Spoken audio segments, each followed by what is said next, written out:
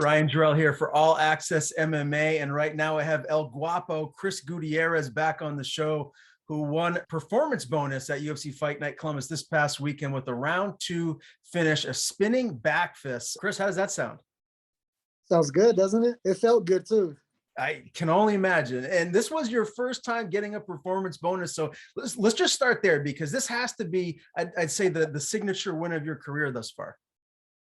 I mean, yeah, I guess you can say it like that. I mean, I think at this point, and in my career, I think every win is important. Of course, when you get out there and you finish it, you leave the judges out, so no one can really be, well, the fight was going this, or it could have went this way. There was a definitive winner. So I think that's what it does. It just solidifies the win. What was it like fighting in Columbus, Ohio? I know the fans were pretty rowdy in there. How was the atmosphere? Oh man, it was great. I was feeding off the energy. It was something that that like I haven't felt in a while, and I was able to feed off it and just enjoy it. I really felt like I was at home. So it was a really great feeling. Looking forward to do that again here pretty soon. What's the takeaway from round 1? You had some good moments, but at the end of the round, you were taken down. You landed some shots. What did you take away from that first round? Oh, that's part of it. I just I went. I was just throwing something out there for a filler, and my timing and the distance was a little off, and so he he made me pay for it. What were the adjustments that your team wanted you to make going into round 2? Those are secrets. Can't say too much. But I mean, we in the corner, we had to switch one or two little things up, and ultimately that's what led to the knockout. So for anyone that didn't see it, just run us through how the knockout presented itself, because it was gorgeous. Oh, thank you. So what happened was, I'm sorry, this dog is trying to climb up. A lap dog. No worries. Dogs are the man. They are. What went on? So, first round, of course he was throwing bombs, right? That's what he's known for, and so we were aware of that. We can't give him a stationary target, and like I said, the first round, I guess you can say he kind of took it towards the end. I went for a spinning attack, and my distance wasn't all there. For the second round, I had got his distance, I got his timing, I got everything that I got all the intel that I needed to get to execute the spinning back fist. So for those that didn't see, I did some more spinning shit, and it landed, and it worked. I love it, man. And as I mentioned earlier, this is your first time getting a performance bonus. Did you know when you landed that flush and you put him out that, okay, I'm getting 50K here? No, because that doesn't run through your mind, when you do that. I wasn't like 50K, baby. I was more worried, of course, I'm always emotional. I have, a lot of things that I go through, and, to get the win in that way was, you kind of like solidify yourself, who you are, and all the hard work you've been doing. So that's what was going through my mind. Afterwards, yeah, the topic kind of came up, and I was excited. If I didn't get it, well, would it be the first time I didn't get it? And if I did, I was able to change my life. Able to get some things paid off that I need, catch up on some bills. That's where that goes to. It's not no living lavish or going to buy a new car or shoes and all that. Maybe one day, but as of right now, that's not the case. All right, you're being smart about it, and I think that's the way to go. How was training camp at Factory X leading into this fight? How healthy did you feel? I felt good. I felt in tremendous shape.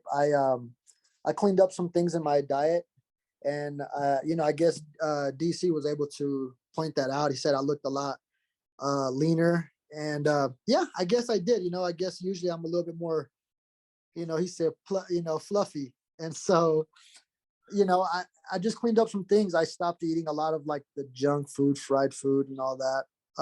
But I started my camp, like a good whole 2 months. So I was able to clean up my diet and just, really stick to a lot of like vegetables, fish, just stuff, really healthy things that you need, especially as an athlete, So, making 135 moving forward, it's pretty easy for you. Have you ever thought about going to another weight class, or is just bantamweight going to be your home? Easy now. You throw that word like it's not hard. It's it's hard. It is. It takes a toll on your body, but I've kind of figured out a little way to do it where it doesn't take as much of a toll. It doesn't affect because if you do it wrong, I've had some weight cuts go horribly wrong, and you can see it, and you can see it in the fight. But I think I kind of got it figured out a little bit. I got some help from some good nutritionists, and I take their advice and I just run with it. And, of course I know my own body. So I know, okay, if they want me to eat this, okay, this doesn't go well in my body. Well, what can I substitute it for this? Then you do your research, and, you gotta be a student as well in the nutrition aspect. So that's a big part of it, Do you ever intermittent fast? I know a lot of athletes do, and they find it very beneficial. Is that something that you've ever done? No, I don't do it often. Every now and then I might, forget to eat, and then I'll be like, well, this is part of the fasting list. We'll just do it. But as far as like really sticking to a fasting diet, I have not. I've heard really good. I've heard really good things from it, and but I don't think that's something that I need to do or that I really want to do. And I mean, if it calls for it and I have to, then I'll do it, obviously. But if I had to choose, nah, I like to eat, man. Yeah, I'm with you there. And to go back to what you said earlier, like making 135 is not easy. I didn't mean it like that. I just mean you're such a professional that I know you're always going to make it without a problem. So it seems like things are really going well for you, and you got your diet dialed in. So that's fantastic. It has been a little while since I have spoken to you, Chris. The last time was before the Felipe Colares fight. You got a split win there in that one. Run me through your thought process as to the result of that fight. Are you happy with your performance? With the Felipe Corrales fight? Yes. I mean, I got the win, right? And that's, at the end of the day, that's what matters. So I got the victory. My performance, I mean, I don't think it was I didn't get the stoppage, right? But it was it was a high-paced fight. We were both trying to, we were both aiming to get that shot to put each other down. I was able to find mine a little bit cleaner than his. It was an action fight, and if you know the type of fighter he is, he's just pedal to the metal and just go, go, go, go, go. He doesn't back up. He doesn't take 1 second off. So it was a high paced fight, and so sometimes fights don't play out the way you think. You think, oh, it's going to be a knockout. And before you know it, it's a grappling match. That's the way the fight game is, And you got the split win. Did you feel like that was not right? Like you should have got the UD win? Were you nervous going into the judges? Like, what was your thought process as far as that? No. Yeah. Okay. I see what you mean now. Yes. The split decision was a little bit like, cause I've been on some bad ends of some calls. I mean, look at that, what is it? Cody Durden fight. I mean, come on, man. You're telling me, someone taking your back, I get it, right? 4 minutes, 4.5 minutes, he had my back. I get it. That was my mistake. That'll never happen again. I corrected that. But you're telling me someone taking your back and just sitting on your back like a backpack is equivalent to what I did second and third round. I mean, I dropped him 2 or 3 times and physically hurt him. And you're saying what I did is equivalent to what he did? Nah, I didn't. That's the part that I was like, no, that's wrong. These judges were too busy, on Facebook, or, I don't know what they're watching, not the fight clearly, but I thought I did enough to win it, but I'll take the split win, Yeah, for sure. A win is a win. And I know Cody just lost again recently, but he's made it very clear that he wanted to run it back with you in the past. Is that something you're even thinking about at this point? Hold on. Cody said that he's willing to run that with me. I believe that's exactly what he said. I interviewed him in the past, and I'll have to go back and double check, but I'm like 99.9% sure. Yeah, he doesn't want that problem. Not right now. If we were to fight again, trust me, I would stop him in a very horrible, vicious way. It's just the way it is, And that fight, it is what it is. He came out with a good game plan, right? He thought it was just shoot, shoot, shoot, shoot, shoot. I guess he thought I couldn't wrestle that good. But this time around, I know who he is as a fighter. He's not going to change. What's he going to try to do? Strike with me? Okay. And if he wants to wrestle, then fine. We'll be ready for it this time, But I think he's doing that just to get some clout. But he's gotta get some wins on his record.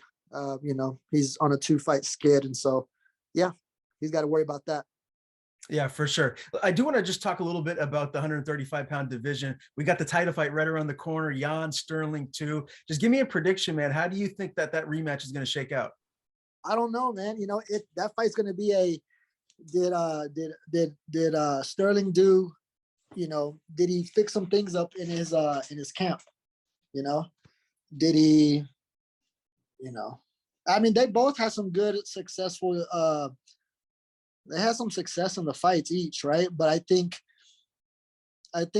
Peter Yan started overtaking it a little bit, and then the knee didn't help anything, Mm-hmm. So that fight is going to be, I think everyone that's in the 35 division is going to be watching for that fight, because that fight's going to be about micro adjustments,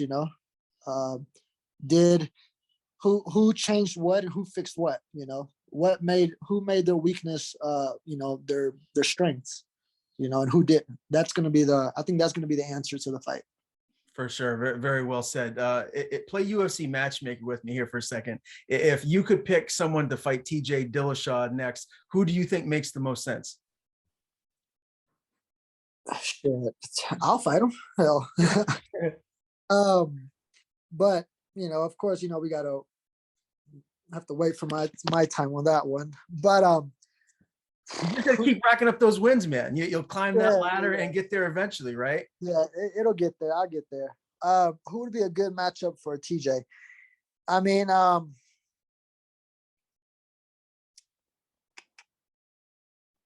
don't know. That's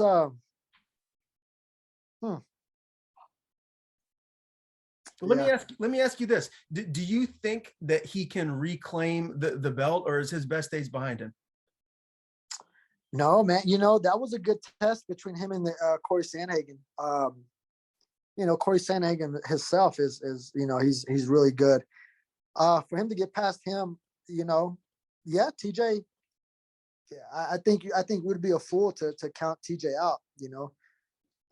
I would hate to be counted out too.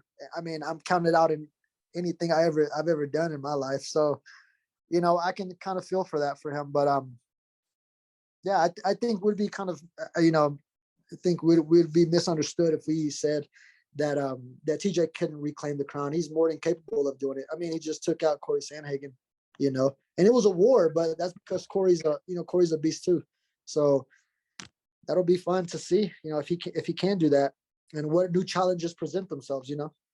Is the bantamweight division in the UFC the deepest division that there is right now? Oh man, I clearly believe so. I mean, look at the top 15, and then look at the people coming up behind them. Of course, you got me and one of my teammates, a good friend of mine, Jonathan Martinez. He's up there too in the talking. So, it's pretty nice to see, where I've been my whole life into from where I was to where I am now. You know what I mean? It's kind of like a surreal moment.